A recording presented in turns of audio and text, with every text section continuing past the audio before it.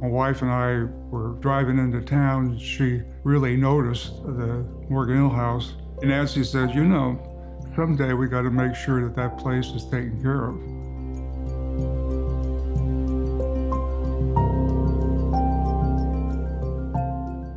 We are stewards of the land where our ancestors lived, builders and caretakers of the places where human history has unfolded. In the late 1960s, a small group of Morgan Hill residents got together.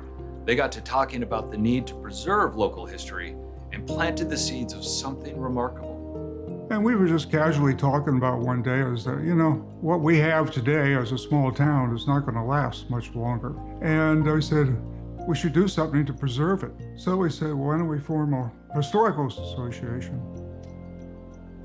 Our historic places give us a sense of identity and community, a sense of belonging to something greater than ourselves. Title had passed to the Lion's Eye Foundation in the early 80s. You know, they wanted to convert this asset to a liquid financial resource. And they were going to accomplish that by raising the house and building a commercial building and selling it. But that wasn't at all what the community of Morgan Hill had, and especially those members of the Historical Society. In 1978, Villa Miramonte was added to the National Register of Historic Places. This listing confirmed the property's historic significance and offered it a certain degree of protection. So shortly after I became president in 1992, the assistant city manager at that time approached me and said, would the Morgan Hill Historical Society like to become the owner and take over the management responsibility of preserving the Morgan Hill house? And of course, we jumped at the chance. The house was in a very poor condition. The roof had leaked for years and ceilings were starting to buckle and fall, and so it was falling apart.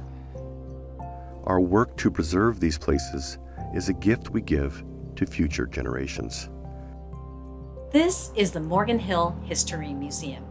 But this building wasn't always a museum, and it wasn't always here. We're going to move this entire building across town. No easy task. Walking with it in the wee hours of the morning were fun. We had to take off from City Hall down to Villa Miramonte. It was cool. History lives on in places like these, where we gather, celebrate our traditions, and honor the past. Annual Living History Days started back in 1986, probably the first event that the Historical Society put on. The activities that took place were educational, relating back to the old days. I'm pretty sure it was L.A. Weston that said, why don't we do a Victorian tea and really do it up in grand style? We're especially proud of our history conversations that have been going on for several years. We've had people from anthropologists to archaeologists. One year, Steve Aveska from the San Jose Mercury News came. Elias Castillo talked to us about his book, The Cross of Thorns. George Guglielmo and Andy Mariani have talked to groups about the history of agricultural farming in the area. And Alina Robles talked to us about the rich histories of the Latino culture. These are the kinds of things we invite people to talk to the community about, learn more about our history. The Founders Dinner is our highlight event of the year. The Founders Dinner is to honor all of those people that have been living in Morgan Hill for over 50 years. I think for all of us who go to that and have for many years, it is a coming together in a way that is old Morgan Hill. We all have a place in history, and we are all history makers.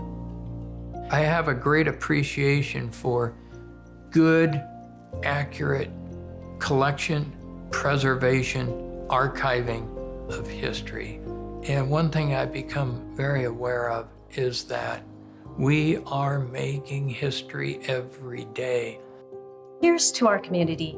Morgan Hill, Coyote, Madrone, and San Martin. We're all history makers. Cheers.